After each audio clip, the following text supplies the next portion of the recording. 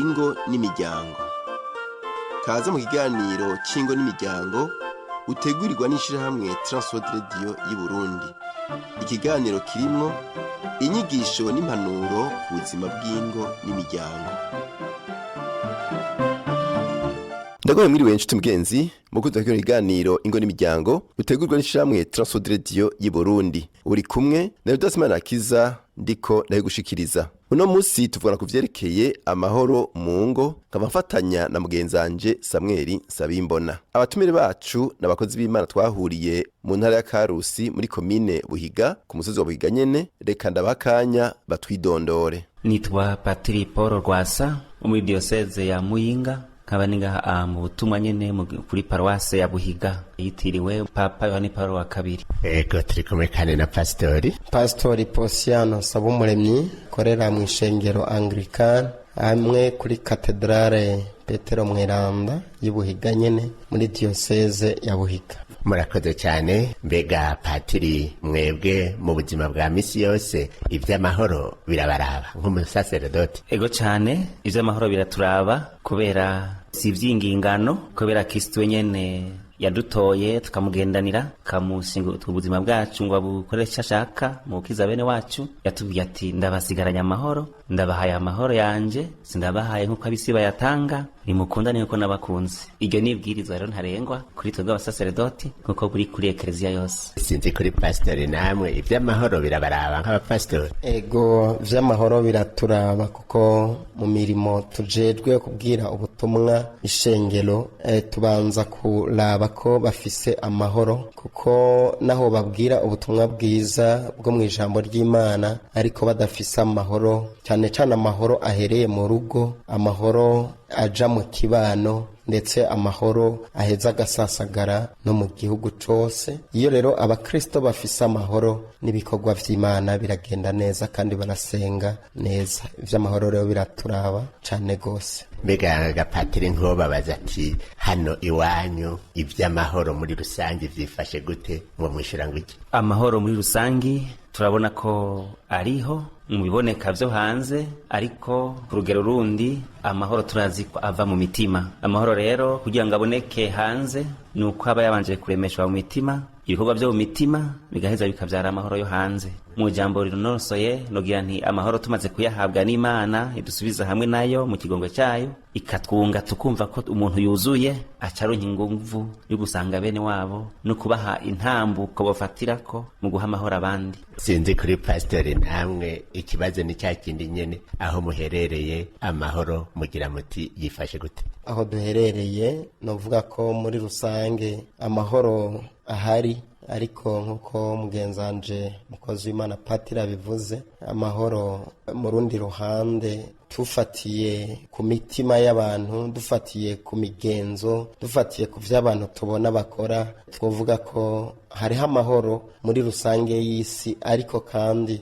amahoro yo mu mutima turabona ko hakiri igikorwa. Ntitwavuga ko abakozi b'Imana ibintu bimeze neza gose, kuko turabona ivyaha bitandukanye bikorwa, akaboregwe, ubusambanyi, ingo zigasambuka. Gutyo rero dufatiye ku mahoro twifuza ko abaho, tuvuga ko naho ahari harimwo agahaze, rero ko impinga ikiri ndende, ko dukwiye kubandanya gukora no gusenga Imana kugira ngo ibandanye guhindura ibintu. Patiri muti amahoro ahera mu mutima, kandi mwebwe mujejwe iyo mitima, mukora iki kugira ngo iyo mitima rero ibemwo ayo mahoro? Kugira ngo imitima ibemwo amahoro, mbere mpere ku gituma amahoro abura, ari naho haboneka umuco w'inyishu. Umuntu arabura amahoro iyo ari wenyene, iyo yumva kadakunzwe bikamushika kunyota, kumva ko yabaye ruhebwa, akibaza yava niyaja, ntabone intumbero y'ubuzima. Amaze kuba muri uko kwihebura rero kumva nyinshi, amahoro acamubera ikibazo. Kugira ngo rero amahoro ayaronke ni kumufasha kwiyumva ko atari wenyene. Uwa mbere bari kumwe ni uwamuremye amukunda, Imana. Nuvuga nti wamuremye amukunda, ariko kandi yamucunguye babana, uwo ni Yezu. Ari kumwe na Mutima Mweranda amuhingoga kwemera n'ukwizigira. Tumaze gufatira ngaho rero kumva ko atakiri wenyene, acamenya ko iryo jambo risangiye n'abavukanye basangiye ukwemera. Bamaze kuba mu muryango rero akumva ko kuba mu mahoro kuri we avukanishijwe mu nabagenzi be basangiye amahoro, akumva ko bwa bundi bagize urunani bwo kubumbatira amahoro. Yego ni inyigisho ihanitse canke ishika kure, mugabo niyo nzira niyo ducamwo mu nyigisho zacu za misi yose no mu butumwa bwacu bwa misi yose, mu kwigisha ijambo ry'Imana, mu gutanga amasakaramentu no mu bikorwa nyobozi n'amasakaramentu bafashisha.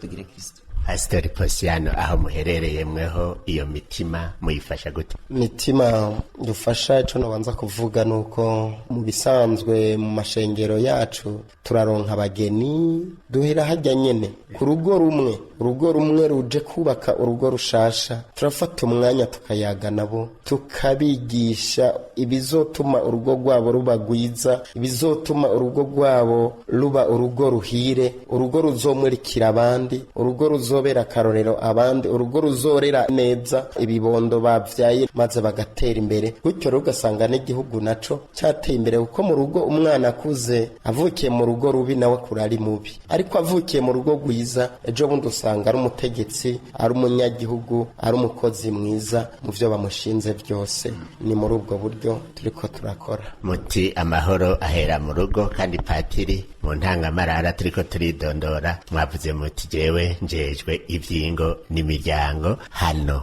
muri iyo miryango kariho amahoro bavuze ko ahera, mufasha gute kugira ngo ayo mahoro nyene ahere mu rugo? Turazi ko urugo rugizwe n'umugabo n'umugore, urukundo rwabo nywanisha rugaheza rukazokwibaruka ibibondo n'ibindi vyiza vyinshi bishobora kukuza umuntu. Mu kubaka ayo mahoro rero no kubanza kwimenya. Jewe na mugenzanje twubakanye ngo dushike kuki?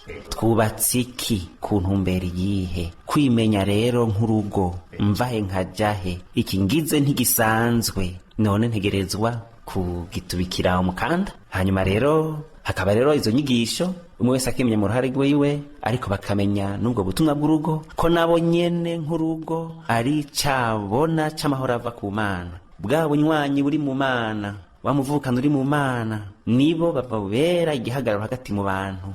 Ikaba nk'icirore bwa rukundo Imana idufitiye, ya mahoro idufitiye. Umugabo n'umugore mu rugo nibo babwirizwa kubikorakora, kubibamwo no kubiserurira ababanyi bose, bakaba indanziro z'urukundo rw'Imana mu bantu, n'amahoro y'Imana mu bantu. Naho bihera. Tugire Kristo. Naganze none mubona mwumvirizwa, ingo ziratekanye muri aka karere mukoreramo? Intambamyi ntizibura kubera urugendo ni rurerure. Baratangura ubugeni uyu munsi, hanyuma kaza imyaka 25 bari 50, hari abagenda bakiri kumwe, hari abatatarika hagati mu nzira. Mugabo inyigisho baba kubarizigamye haba kubatataritse itegerezwa kubandanya. Mu cigwa naheruka kugira mwaka uyu muri diocese yacu, twasanze ko ingo 10% zizigamye iyo ngendo, ko vy'ukuri zikiri muri Kristo. Umugabo n'umugore bakivyumva kumwe mu kubaka ayo mahoro. 20% barabivuyemwo gose, si umugabo si umugore sivyo bakirimwo. 70% ni magoyage. Usanga umugabo avyumva umugore yabitaye, ugasanga umugore aravyumva umugabo yabitaye. Hanyuma turagira umwihwezo twibaza none tubihebe rero atoya nyabuna kwa kwemera kwa gucana barayike yabitubwira tuganira mu biganiro y'abatoya ataho 70% burya ni ingufu zikomeye cyane gose, zica zisunga zimwe 10 ku buryo 70% zibandanije ubutumwa umuntu akaziguma hafi, zosanga ziragaruye na za 20 zamaze gutatari. None rero ntibimeze neza gose, mugabo ntituzeruka kuko umwe arashobora gukiza igihugu cyose, nkandetswe abo 10% nabo 70% bagifise umwizero muri Kristo gusubira ku gumwe hagati yabo. Turabona abashinga ntahe bataye ingo canke abakenyezi bataye ingo, ugwaruka rukagorana canke abavyeyi bagahamu ugwaruka, ni nk'ubwato basoza ku kiyaga. Umunsi umwe tugeze kuganira nyigisho ya Yezu ku kiyaga, abwira abigisha ati tera imbere bandanya gusohoza, ndi kumwe namwe bareke guhugumbwa kubera ibiseguzi hirya no hino, kandi banonse bamwe bakamusubiza mu kibanza ciwe mu ngo zabo. Yezu arabashikana bari bifuza gushika. Ni mu nkuru nziza yanditswe na Mariko na Matayo, turayibona Yezu abigirira ba Petero agendera ku kiyaga, mukama mpananje nzi wawe ngendera ku mazi, biracashoboka kumwe nawe, tukire kudahugumbwa no gutanga imihoho kuri iryo jambo tugire Kristo. Rero muti naho hariho ibigorana abakozi b'Imana ntibacika intege, niko namwe mubibona gapasita? Niko tubibona, kuko naho haba hariho imiryango byagoye turagerageza tukababa hafi, tukabakurikirana, tukabaha imibonano, tukaraba ingorane zihari, kagerageza kubahuza no kubumvikanisha. Kandi rimwe na rimwe Imana irahezagira, tugasanga nkuko Patira bivuze ati ibice byinshi ni magoyagi, ibice 70% burya kari mu mpene niko kari mu ntama.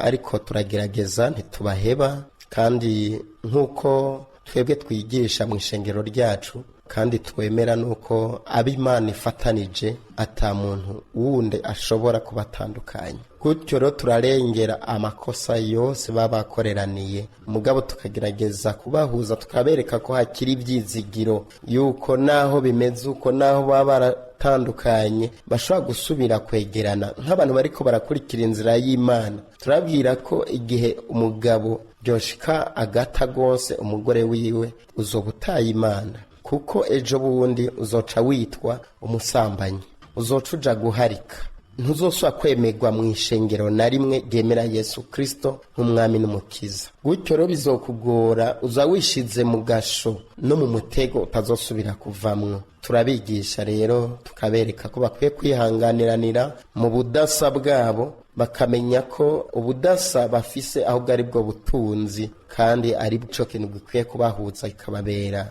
umugozi, maze kigatuma urugo rwabo rubandanya kugenda neza. Tukabibutsa za ngingo nkuru twe twigisha zitatu zatumye Imana ishiraho umubano mwiranda, ko ari kugira ngo babane, bafashanye, bamarane imibabaro ari mu vyago canke ari mu magorwa. Rero kenshi iyo hari ibibazo, hari igihe usanga umwe yagwaye cyangwa ugasanga umwe amagara yamukitse, byage wundi agaca yiruka ati reka we ntitugikwiranye n'ibiki. Mugabo ibyo basezeranye ni mu mahoro, ni mu vyago, ko bazokwama abana bagafashanya. Ikiganiro cyacu cy'uyu munsi kigarukiye ngaha. Ufite ikibazo cyacu cyo bunganira, telefone ni 71 204 197 cyangwa ugakoresha 69 499 619. Rero ndasimana akiza gutunganiriza kino kiganiro, ndaguseze ndakwifuriza ijoro ryiza naho butaha. Uhejeje gukurikira ikiganiro c'ingo n'imiryango, ukaba ukeneye kutubaza cyangwa kutwunganira, urashobora kutwandikira ugasanduku k'amakete 1140 Bujumbura, cyangwa ukadutelefona kuri telefone 22 24 26 57 mu mwanya w'amasaha y'akazi. Yesu aguha umugisha.